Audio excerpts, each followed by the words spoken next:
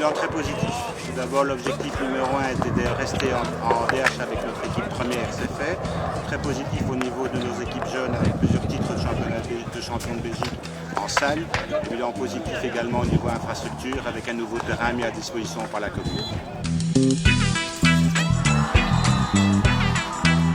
Le hockey en division demeure de plus en plus exigeant au niveau financier.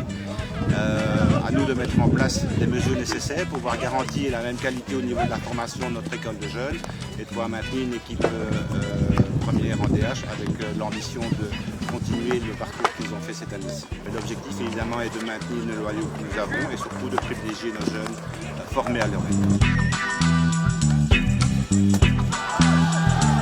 L'orientation, je veux dire, beaucoup plus structurée, beaucoup plus professionnelle pour amener, je veux dire, Loré vers un mode de fonctionnement qui répond beaucoup plus aux attentes aujourd'hui de la clientèle qui sont nos membres et surtout en termes de gestion d'être extrêmement rigoureux et strict pour pouvoir justement continuer à investir dans les équipes premières et dans nos écoles de jeunes, ce qui est fondamental aujourd'hui.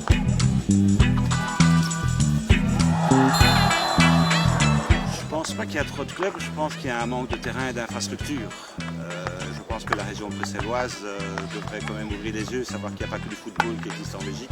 Il y a des sports qui sont en pleine expansion comme le hockey et se consacrer, donner un peu plus de moyens pour voir le hockey puisse s'exprimer correctement. Quand on voit les résultats de nos équipes nationales, quand on voit ce qui se passe en Flandre et voire même dans une moindre mesure en Wallonie, c'est vrai que c'est très frustrant d'être sur la région bruxelloise.